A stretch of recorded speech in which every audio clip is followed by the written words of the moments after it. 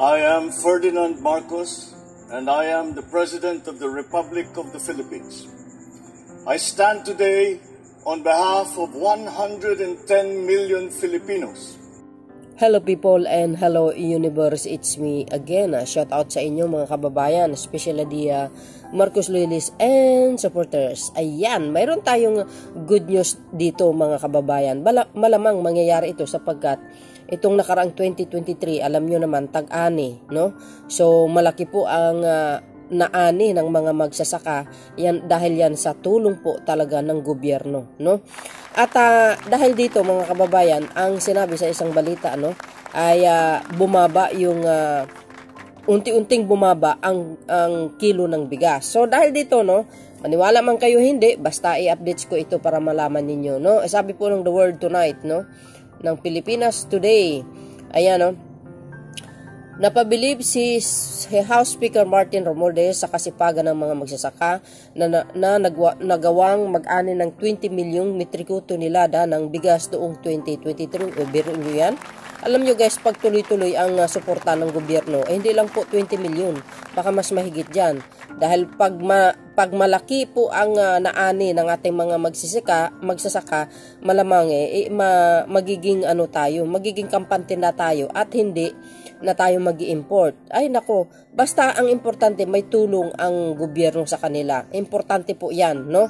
Siyempre dahil diyan, sabi niya 20 million metriko tonelada ng bigas noong 2023, mas mataas ng 1.5% sa inaani ng sinusundang taon. Agay, o di ba? Dahil na rin sa determinasyon ng gobyerno na magbigay ng di kalidad na binhi at pataba sa mga ito. Sabi ko na nga ba no? Pag may tulong talaga ang gobyerno, ang pamahalaan, alam niyo po si Pangulong Marcos Jr. nakatutok po sa magsasakayan kaya naman, no? Malaking tulong ito sa Pilipinas, itong 20 milyon. Biro mo, ang laki. Ang daming naani ka nga. Ay maiiwasan natin na mag-i-import pag tuloy-tuloy ang suporta ng gobyerno sa mga magsasaka. Totoo po yun. Real talk po tayo dito. Well, ang hindi naman maniniwala, yung mga anti-Marcos dyan lagi nga bumabati ko sa gobyerno pero wala silang naitutulong. Kundi yung bunganga nilang napaka-toxic lamang, ha? Pinuri ni Romualdez sina President Ferdinand Marcos Jr. at Agriculture Secretary Francisco P. Tio Laurel Jr. sa ibinuhos na suporta sa agricultural modernization para maiangay ang produksyon ng pagkain sa kabila ng banta ng El Nino. Agay, ang importante dito guys sa mga magsasaka, kailangan din ng tubig. Ang irrigation ay nagtatrabaho talaga, ang NIA. Sa pamumuno ni Secretary Guillen. Ayon sa House Leader, ang mamanghang rice production na ito ay nakatulong sa pag-aangat sa combined value ng sektor ng agrikultura at pangingisda sa 1.763 trilyon noong 2023, hinigitan ang 1.757 trilyon na itala noong 2022. O diba guys, ang laki, no? Sabi ko sa iyo, pag sapat ang suporta ng gobyerno, talagang ma-reach natin yung gusto nating ma-reach, no? So, ang galing. Kilala si Romualdez sa pagkakaroon ng malasakit sa mga magsasaka at isa siya sa co-authors ng New Agrarian Emancipation Act of 2023 Republic Act na 11953 na nagbura sa 57.5557 bilyon utang ng 610 na plus na magsasaka agrarian reform beneficiaries sa bansa. Totoo po yan. Siya pong isa sa mga author niyan, no? Kaya nabayaran po ang utang ng mga magsasaka 51 bilyon mahigit. Grabe, ang tindi, no? Oy guys dekada na po yan. Maraming presidente na nagdaan pero hindi po nila pinansin yan. Kaya yan din ang burden ng mga magsasaka, yung utang nila. So ngayon, wala na silang utang, malayang-malaya na. Pero mayroong panukalang maganda ay programa ng Marcos administration ngayon para sa magsasaka na naman, no, 'di ba? Bukod sa pagbibigay ng binhi, libreng pataba, lahat guys, no, ay mayroon. Ang ibig kong sabihin, mayroong bagong programa ang Pangulong Marcos ngayon para sa mga magsasaka. Halimbawa, no, pag nagipit sila, wala silang pera na pang pagtatanim, no? Kasi may bayad yan, pagtatanim, pambili ng abono, 'di ba? At arkila ng tao para magtanim. Hindi na kailangan maghiram sa kapitbahay o kung saan-saan kasi mayroon na po silang mayroon na pong silang pagkuhanan ng pera ngayon diyan po sa land bank. Pwede po silang umutang sa land bank, mga kababayan, depende po sa pera na gusto nilang uutangin para sa kanilang pagtatanim. Halimbawa, no, ang estimate nila sa kanilang pananim, sa kanilang pagtatanim, siyempre ay 20,000. O pwede silang umutang sa land bank yan. Iyan ang bagong programa ngayon ni Pangulong Marcos Jr. para sa mga magsasaka. Para hindi na sila mahirapan maghiram-hiram kung saan-saan. Tapos, yung 20,000 na yan, pag nag-ani na sila, halimbawa lang yan guys, yung 20,000. Pag nag-ani na sila, pwede nilang ibalik po yan, yung 20 mil, pero hindi po bigla. Yan po ay installment. Mayroong doon mayroong patakaran doon sa papel. Kaya hindi ko alam guys, no, kung anong ilang taon yan na i-installment nila. Pero depende na sa magsasaka. Kung gusto nilang i-fully paid yan, why not? 'Di ba? Kung gusto nilang installment para wala ng utang, walang problema.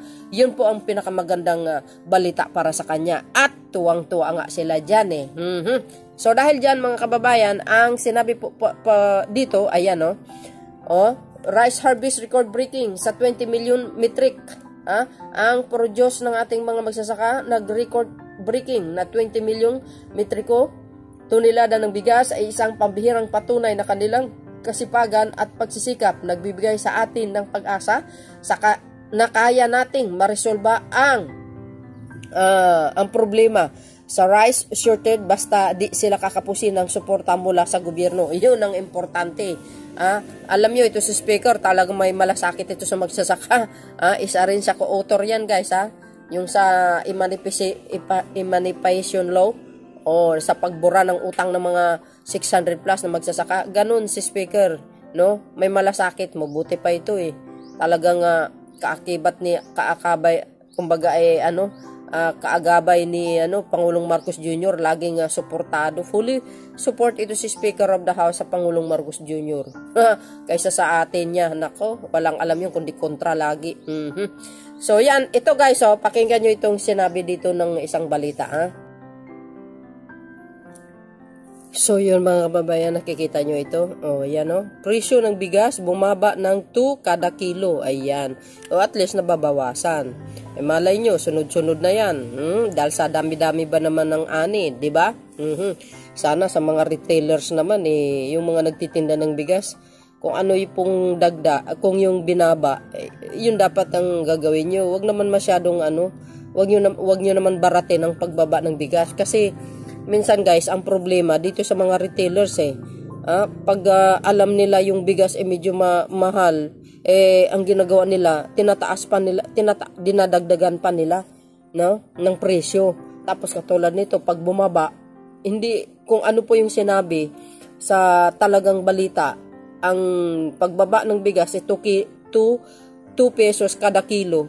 Tapos bababa nila konti lang, hindi nasusunod kung ano yung nakalagay sa balita. Yun ang problema minsan dahil sa mga retailers na nagtitinda. Barat din mga yan di ba? Sabi po dito guys, sabi ng Tilita Bloyd, Abanti tonight, bumaba ng 20 kada kilo ang retail prices ng bigas habang ang well-milled rice ay bumaba sa 52 kada kilo kumpara sa dating 54 kada kilo ayon sa grupo ng Samahang Industriya ng Agricultural. Sinag, ika nga. So yun mga kababayan malay nyo, bababa pa ng bababa yan kahit papano. Yun lang ang presyo ng bigas. My goodness. Kung bumili kayo ng alak, mas mahal kaysa sa bigas, reklamo kayo.